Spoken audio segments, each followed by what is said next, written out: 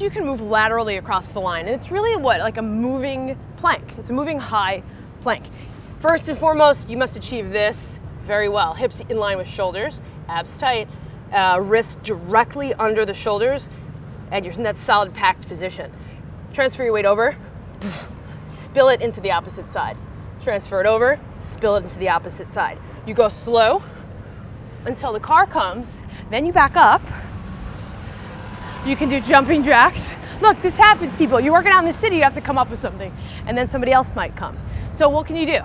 I'm here on the ground, I'm reverse lunging. Until the obstacle passes, I have to be ready for anything. Looks like we have a free second here as the strollers cross the street. So again, slow and steady wins the race until you can pick it up. Just like that.